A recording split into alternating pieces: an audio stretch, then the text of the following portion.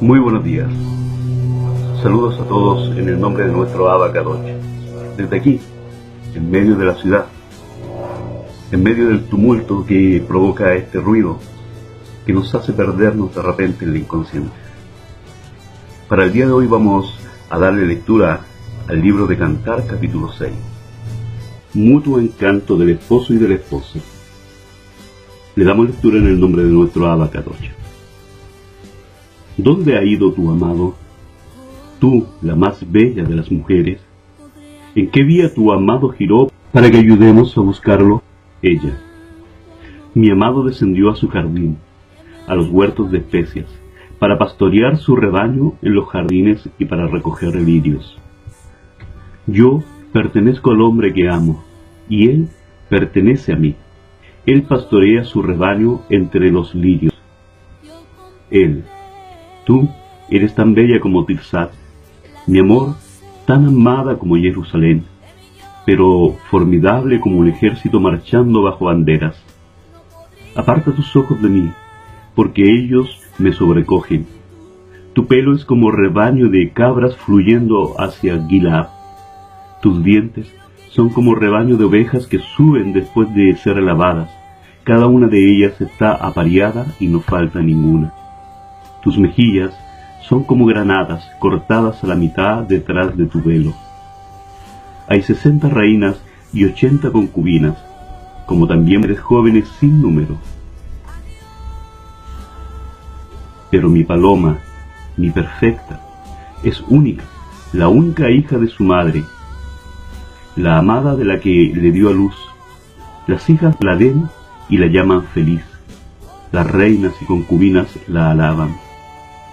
¿Quién es esta brillando como el alba, hermosa como la luna, resplandeciente como el sol, pero formidable como un ejército marchando bajo banderas? Ella. Yo había descendido al huerto de las nueces para ver las plantas verdes frescas en el valle, para ver si las vides habían brotado o los árboles de granada estaban florecidos. Antes de darme cuenta, me encontré en un carruaje y conmigo había un príncipe.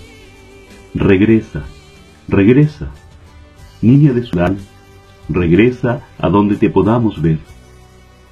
¿Por qué estás mirando a la niña de Sudán como si ella estuviera danzando para 2 campamentos del ejército? Amén. Cantar capítulo 6. Llamado a la Teshuvá. En el capítulo 5 vimos aspectos fascinantes del Mesías Ben Yosef, hijo de José, el Mesías sufriente, el siervo de Dios que vino a dar su vida en rescate por muchos, y analizando al final del capítulo que las naciones le preguntaron a Israel, ¿qué es lo que tiene su amado, el Dios de Israel, que sea diferente a los dioses de otras naciones? Israel comienza a describir todas las características y cualidades de su amado, mencionando que mientras los dioses de otras naciones son vengativos, sangrientos, etc., el Dios de Israel, el Dios de la Biblia, es lleno de compasión, amor y ternura, mencionando como otro de los aspectos hermosos de su amado la revelación a través de su palabra, que es diferente también a los mitos, leyendas y escritos sagrados de otros dioses. Y termina diciendo Israel, en el versículo 16, capítulo 5, su paladar dulcísimo y todo él codiciable. En el capítulo 6, las naciones le van a hacer una pregunta a Israel. En el momento en que ya estamos a punto de llegar al desenlace, y en donde Dios le hace un llamado al arrepentimiento a su pueblo. Por eso este capítulo 6 lo hemos titulado un llamado al arrepentimiento. Teshuvá es volverse. Comenzamos. ¿A dónde se ha ido tu amado, oh la más hermosa de las mujeres? ¿A dónde se apartó tu amado y lo buscaremos juntos? Vemos aquí, ¿quién tiene interés en el amado cuando él se va? Las que empiezan a preguntar por él son las naciones, los gentiles, y no Israel. Pero entonces, después de esta pregunta, Israel contesta, mi amado descendió a su huerto, a las eras de las especies, para apacentar en los huertos y para recoger los lirios. Previamente, ya habíamos visto que el huerto tiene que ver con el pueblo de Israel, pero también tiene que ver fundamentalmente con el hecho de dar fruto para las otras naciones. Otra traducción para los lirios son las rosas, y hemos visto que Dios está como un jardinero cuidando sus rosas. Estas son el aspecto bello, aromático de su pueblo, pero que está entre espinos, lo que representa que su pueblo está entre las naciones. Y en el verso siguiente, por fin viene una revelación sobrenatural del pueblo de Dios. Yo soy de mi amado, y mi amado es mío. Retornemos un poco al verso 16 del capítulo 2 de este libro y observemos la diferencia.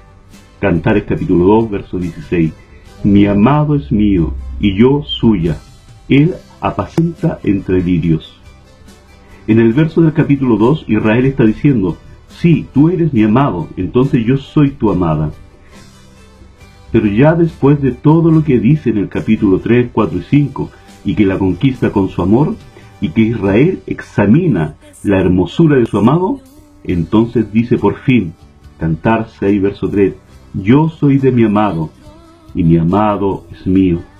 Cambiando desde la primera oportunidad, en donde decía mi amado es mío, yo soy de mi amado.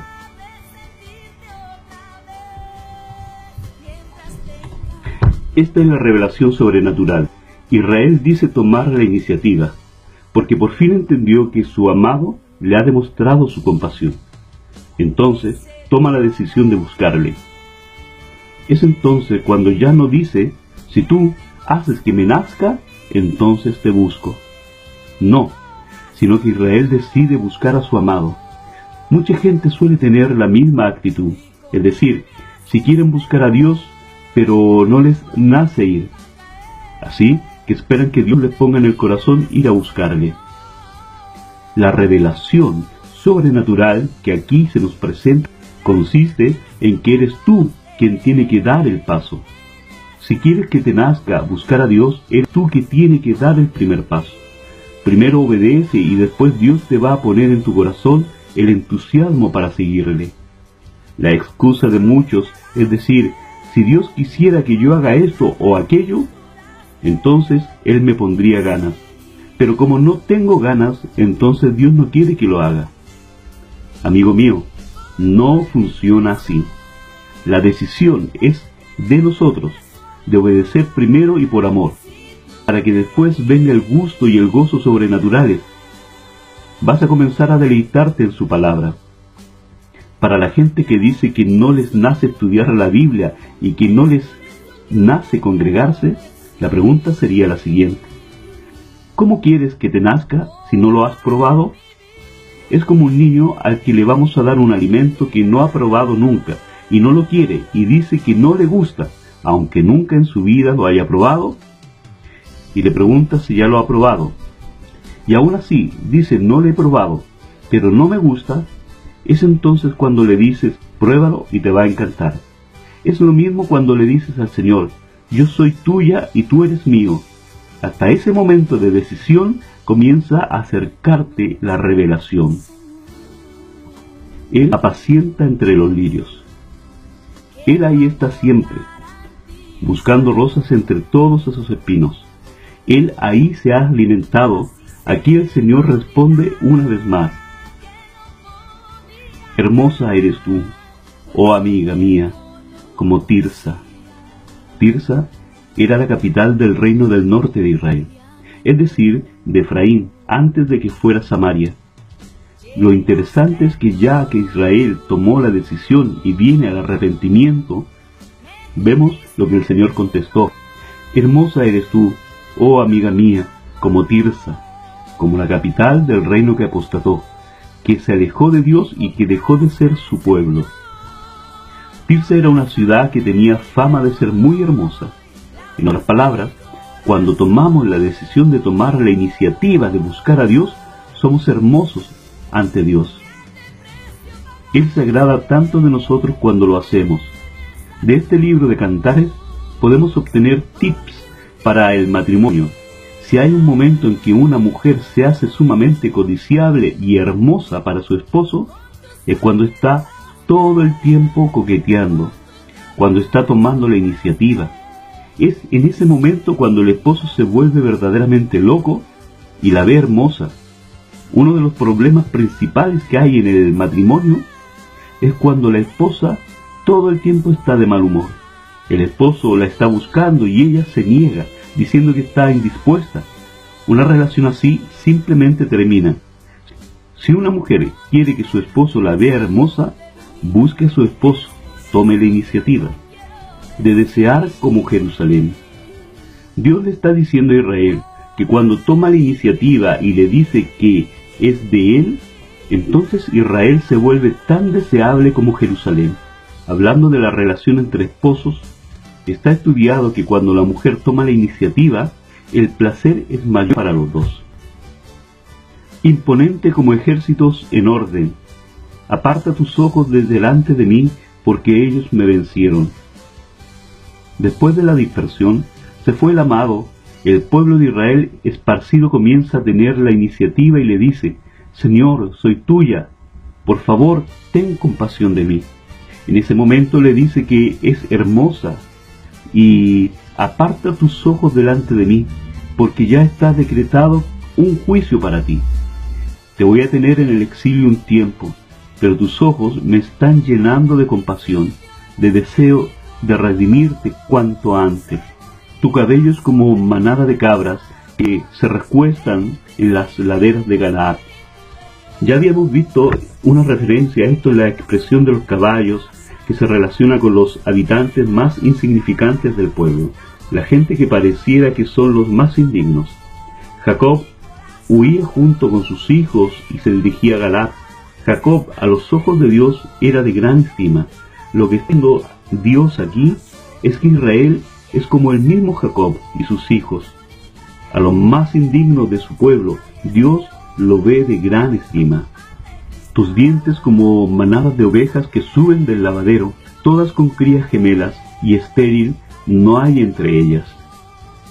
Las características de los dientes es que tienen blancura, orden y plenitud, lo que quiere decir que están completos. El versículo dice que no hay estéril porque producen fruto, hablando de los atributos que Dios ve en su pueblo, blanco, pleno y fructífero. A pesar de como sea, Dios lo mira precioso, hermoso. Dios no nos ve como somos, sino como vamos a llegar a ser, porque nos ve a través de los méritos y las virtudes de su Hijo. Como cachos de granada son tus mejillas, detrás de tu velo. Las obras de Israel para Dios son perfectas y numerosas como los granos de la granada. 60 son las reinas y 80 las concubinas, y las doncellas sin número. De acuerdo a los principales comentaristas de este libro, las 60 reinas se refiere a los descendientes físicos de Abraham. Si contamos toda la descendencia física de Abraham, veremos que son 60, 80 descendientes de Noé, y las doncellas, como ya vimos en otros capítulos, que se refiere a todas las naciones que vienen de ellos. Dios le prometió a Abraham que su descendencia sería como las estrellas del cielo, incontables. Eso habla de la descendencia que entrará al reino de los cielos. Mas una es la paloma mía, la perfecta mía. Es muy claro que no es una cuestión de descendencia física, ni de una cuestión de raza.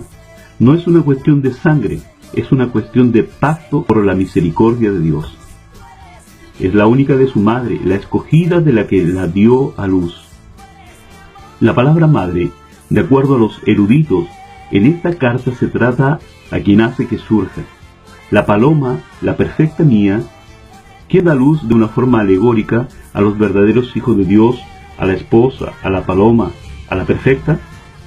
En 1 de Pedro, capítulo 1, verso 23, dice: siendo renacidos, no de simiente corruptible, sino de incorruptible, por la palabra de Dios, que vive y permanece para siempre. De forma alegórica, quien nos hace nacer y es nuestra madre, la palabra de Dios, porque por medio de la palabra de Dios nosotros somos nacidos de nuevo y por medio de ella somos limpiados, lavados, y nos convertimos en la palabra del Señor, los perfectos del Señor, los maduros, fructíferos y completos en Él. La vieron las doncellas y la llamaron bienaventurada. Toda la gente que ven a esta esposa perfecta la llaman bienaventurada. Bienaventurados los que son llamados a las bodas del Cordero. Las reinas y las concubinas le alabaron. El motivo de la alabanza a la iglesia de Filadelfia que se menciona en Apocalipsis es que, aunque no tiene mucha fuerza, tiene dos detalles por los cuales sería alabada, y estos son: por cuanto no has negado mi nombre, no has negado al Mesías al que te redimió, y has guardado mi palabra. Dos virtudes que le hacen ver como la paloma perfecta de Dios. ¿Quién es esta que se muestra como el alba? La luz del amanecer es gradual, va creciendo poco a poco. Es igual que la senda del justo, es como la luz de la aurora. En Proverbios capítulo 4, verso 18, nos dice: más la senda de los justos es como la luz de la aurora, que va en aumento hasta que el día es perfecto. Es una referencia a su esposa que va teniendo cada vez más luz, en la medida en que va escudriñando y conociendo al Señor a través de la Escritura, va creciendo, va siendo cada vez más iluminada, hermosa como la luna. La luna tiene la característica de no tener luz propia, sino que refleja la del sol, lo que significa que tú y yo no brillamos por nuestras propias virtudes. No es que seamos competentes, no es que seamos entendidos ni sabios, sino que de lo vil y menospreciado y lo que no es, eligió el Señor para que cuando la gente nos vea diga: esto sí es una obra de Dios. Entonces, la gloria que se refleja no es la tuya, sino que es la gloria del Señor. Aclarecida como el sol. Lo que nos blanquea es su sangre y su palabra. Imponente como ejércitos en orden. Al huerto de los nogales descendí a ver los frutos del valle. La palabra nogales también se podría traducir como nueces. La nuez tiene la característica que Dios equipará a su pueblo. Es dura, pero una vez que la abres, está llena de alimento nutritivo. Pareciera que no tenemos nada importante que compartir a simple vista, pero en vasos de barro tenemos el mismo espíritu del Creador del universo, la única comida que puede nutrir a toda la humanidad, a todos los que están hambrientos.